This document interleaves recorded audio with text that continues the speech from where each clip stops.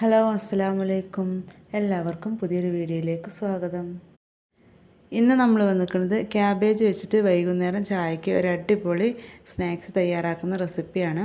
അപ്പോൾ വളരെ സിമ്പിളായിട്ട് ചെയ്തെടുക്കാവുന്നതാണ്. എങ്ങനെ തയ്യാറാക്കാൻ നോക്കാം കേട്ടോ. അപ്പോൾ ആദ്യം തന്നെ ഒരു ബൗളിലേക്ക് കുറച്ച് ക്യാബേജ് മുറിച്ചത് ഇട്ട് കൊടുക്കുക കേട്ടോ. ചെറുതായിട്ട് മുറിച്ചതാണ് ഞാനിവിടെ ചേർത്ത് കൊടുത്തിട്ടുള്ളത്. കണ്ടോ, ഒരു ക്യാബേജിനെ 4 പീസാക്കിയിട്ട് അതിലൊരു പീസ് മാത്രം കേട്ടോ ഇതിലേക്ക് ഞാൻ മുറിച്ച് ചേർത്ത് കൊടുത്തിട്ടുള്ളത്. അപ്പോൾ നല്ല നൈസായിട്ട് തന്നെ മുറിച്ചെടുക്കാൻ ശ്രദ്ധിക്കുക. പിന്നെ അതുപോലെ തന്നെ ഒരു മീഡിയം സൈസിലുള്ളൊരു സവാളയും ചേർത്തിട്ടുണ്ട്. അതും ഇതുപോലെ തന്നെയാണ് മുറിച്ചെടുത്തിട്ടുള്ളത്. എന്നാൽ കൊത്തി അരിഞ്ഞിട്ടും അല്ല, എന്നാൽ നല്ല വലുതാക്കിയിട്ടും അല്ല. അപ്പോൾ മീഡിയം സൈസിലാണ് മുറിച്ചെടുത്തിരിക്കുന്നത്. പിന്നെ 2 തണ്ട് കറിവേപ്പില ചെറുതായി മുറിച്ചെടുത്തിട്ടുണ്ട്. ഇനി ഇതിലേക്ക് ഒരു ചെറിയൊരു കഷ്ണം ഇഞ്ചിയും ഒരു 2 വെളുത്തുള്ളിയും പാടെ ചതച്ചതാണ്. പേസ്റ്റാക്കി എടുക്കേണ്ട ആവശ്യമില്ല, ചതച്ചെടുത്താൽ മതി. പിന്നെ 1/4 ടീസ്പൂണോളം മഞ്ഞൾപ്പൊടി, എരിവിനനുസരിച്ച് 1/2 ടീസ്പൂൺ മുളക് പൊടി. പച്ചമുളക് ചേർത്തിട്ടില്ല, അപ്പോൾ മുളക് പൊടി നമുക്ക് ചേർത്ത് കൊടുക്കാം കേട്ടോ. അപ്പം നമ്മുടെ എരിവിനനുസരിച്ച് എത്രയാണെങ്കിൽ അങ്ങനെ ചേർത്ത് കൊടുക്കുക. പിന്നെ കുറച്ച് കായപ്പൊടിയും കൂടി ചേർത്ത് കൊടുക്കുക. അതുപോലെ തന്നെ കുറച്ച് ഉപ്പും ചേർത്ത് കൊടുക്കുക. കായപ്പൊടി ചേർക്കുമ്പോൾ നമ്മുടെ ഒരു സ്നാക്സിന് നല്ലൊരു ഫ്ലേവറാണ് കിട്ടുന്നത്. എന്നിട്ട് ഇതെല്ലാം കൂടി നല്ലപോലെ കൈ വെച്ചിട്ടൊന്ന് തിരുമ്മിയെടുക്കണം കേട്ടോ. ഈ ക്യാബേജിൻ്റെയും സവാളയുടെയൊക്കെ ആ ഒരു നീര് വരുന്നത് വരെ നമുക്കൊന്ന് നല്ലപോലെ ഒന്ന് കൈ കൊണ്ട് തിരുമ്മിയെടുക്കണം. ആദ്യമായിട്ടാണ് നമ്മുടെ ചാനൽ കാണുന്നതെങ്കിൽ ഒന്ന് സബ്സ്ക്രൈബ് ചെയ്യുക. അതുപോലെ തന്നെ വീഡിയോ കണ്ടുകൊണ്ടിരിക്കുമ്പോൾ ഇഷ്ടപ്പെടുകയാണെങ്കിൽ ഒന്ന് ലൈക്ക് ചെയ്യുക. അപ്പോൾ കൈ വെച്ചിട്ട് നല്ലപോലെ ഒന്ന് തിരുമ്മിയെടുത്തിട്ടുണ്ട്. ഇനി നമ്മൾ ഇതിലേക്ക് പൊടികൾ ചേർത്ത് കൊടുക്കാം കേട്ടോ. ഞാനിതിലേക്ക് ചേർത്ത് കൊടുക്കുന്നത് കടലപ്പൊടിയാണ്.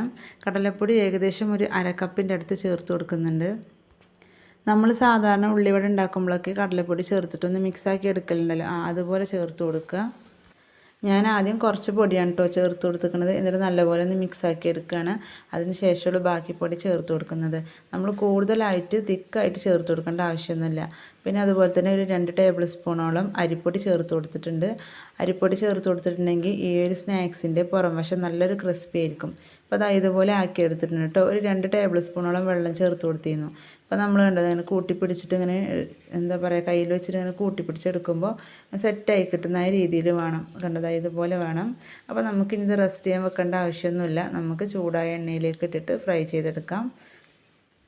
ഇനി നമ്മളിത് ഫ്രൈ ചെയ്യാനുള്ള പാൻ സ്റ്റൗവിൽ വെച്ച് നല്ലപോലെ ചൂടായതിന് ശേഷം അതിലേക്ക് ഓയിൽ ഒഴിച്ചു കൊടുക്കാം. ഓയിൽ നല്ല ചൂടായിട്ട് മീഡിയം ടു ലോ ഫ്ലെയിമിൽ ഇട്ട് കൊടുക്കുക കേട്ടോ.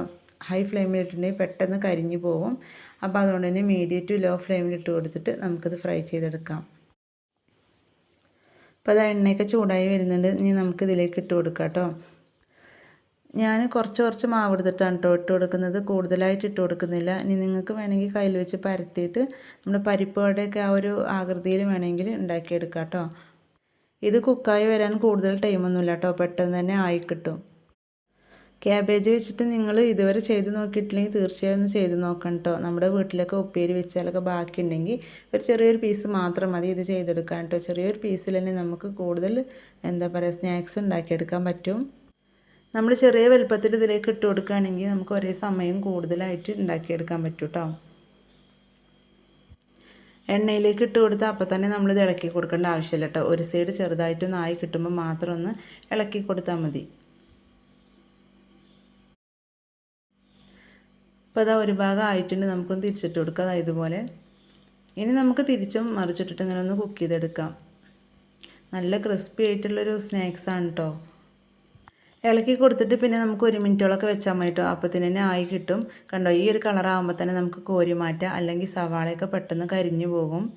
ഇനി നമുക്ക് ബാക്കിയുള്ളതും കൂടി ഫ്രൈ ചെയ്തെടുക്കാം കേട്ടോ. ഈ ഒരു ടൈമിൽ എണ്ണയ്ക്ക് ചൂട് കൂടുതലാണെങ്കിൽ ഒന്ന് ഫ്ലെയിം കുറച്ച് കൊടുക്കുക, എന്നിട്ട് ഇട്ട് കൊടുക്കുക. ക്യാബേജ് വെച്ചിട്ട് നിങ്ങൾ ഇതുപോലെ ട്രൈ ചെയ്ത് നോക്കിയിട്ടില്ലെങ്കിൽ തീർച്ചയായും ഒരു പ്രാവശ്യമെങ്കിലും ഒന്ന് ട്രൈ ചെയ്ത് നോക്കണം. എല്ലാവർക്കും ഇഷ്ടപ്പെടുന്നൊരു സ്നാക്സാണ് കേട്ടോ. കുട്ടികൾക്കൊക്കെ വളരെ ഇഷ്ടമാവും. നമ്മൾ എന്നും ഓരോ സ്നാക്സ് ഉണ്ടാക്കുമ്പോൾ ഒരു ദിവസം ഒരു വെറൈറ്റി ആയിട്ടൊന്ന് ഉണ്ടാക്കി നോക്കിയാൽ മതി. വളരെ ഈസി ആയിട്ടാണ് ഞാനിവിടെ ചെയ്തെടുത്തുള്ളത്. നിങ്ങൾ കണ്ടതല്ലേ, നമ്മൾ കൂടുതലായിട്ട് മെനക്കേടൊന്നുമില്ല. നമ്മുടെ വീട്ടിലുള്ള സാധനങ്ങൾ വെച്ച് മാത്രം ചെയ്തെടുത്ത ഒരു സ്നാക്സാണ്. അപ്പോൾ അതാ ഇവിടെ റെഡി ആയിട്ടുണ്ട്. നമ്മൾ പുറംവശം കണ്ടോ, അരിപ്പൊടി ചേർത്തുകൊണ്ട് തന്നെ നല്ല ക്രിസ്പിയാണ്, ഉൾവശം നല്ല സോഫ്റ്റാണ്. ചായയുടെ കൂടെ കഴിക്കാൻ പറ്റിയ ഒരു അടിപൊളി സ്നാക്സാണ് കേട്ടോ. തീർച്ചയായും ട്രൈ ചെയ്ത് നോക്കുക. ക്യാബേജ് വെച്ചിട്ടുള്ള ഈ ഒരു റെസിപ്പി നിങ്ങൾക്ക് ഇഷ്ടപ്പെട്ടു എന്ന് വിചാരിക്കുന്നു. ഇഷ്ടപ്പെട്ടാൽ ഒന്ന് ലൈക്ക് ചെയ്യുക, ഷെയർ ചെയ്യുക, കമൻറ്റ് ചെയ്യുക.